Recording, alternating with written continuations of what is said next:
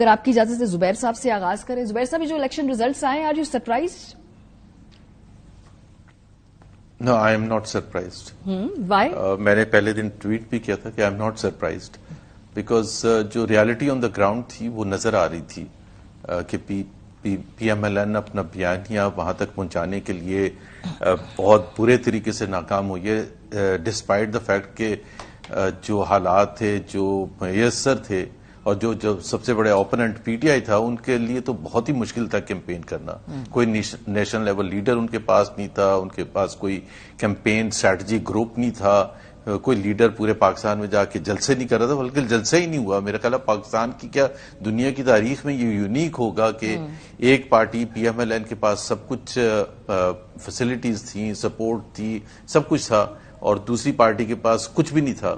اور ایک fair factor تھا جو ہمیں پتا ہے پوسٹ میں 9 ایک فیئر فیکٹر تھا جس میں وہ ان کے لیے 25 بندہ بھی باہر نکلنا مشکل تھا. اور جو الیکشن کی اسٹریٹجی ہم سنتے آ رہے تھے کہ ووٹرز کو باہر بھی نکالنا پڑتا ہے, وہ تمام آڈز کو انہوں نے بیٹ کیا. اور اس میں میرا خیال ہے سب سے زیادہ ان کو تو کریڈٹ دینا پڑے گا, پی ٹی آئی کو بہت زیادہ کریڈٹ دینا پڑے گا.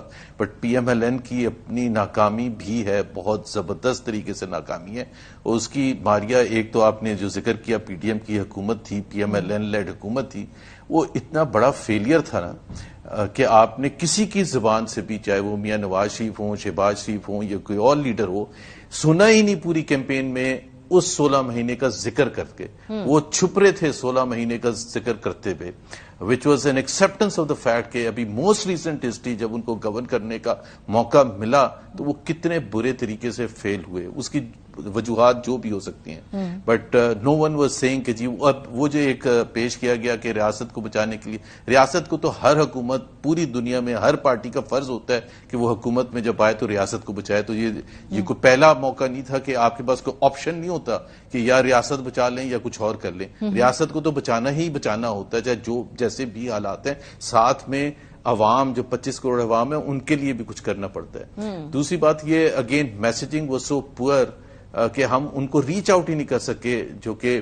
Not on just the new voters but وہ جو یوتھ ہے 30 سال کا بھی جو لڑکا یا لڑکی ہے یا 25 سال کے جو پچھلی دفعہ بھی شاید انہوں نے ووٹ ڈالا تھا, تو ہم ریچ آؤٹ ہی نہیں کر رہے. What was it? ہم کہہ کیا رہے تھے؟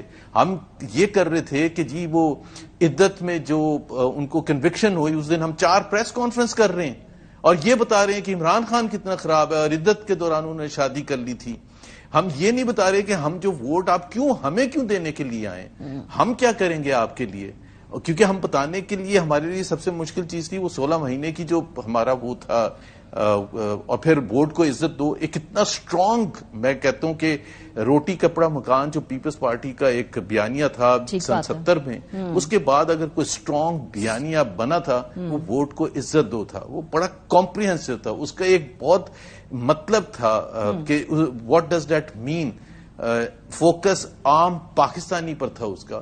اس کو آپ نے جینوئنلی پیچھے لے کے چلے گئے, ذکر کرنا چھوڑ دیا, وچ واز این ایڈمیشن کہ now we are not dependent on the vote.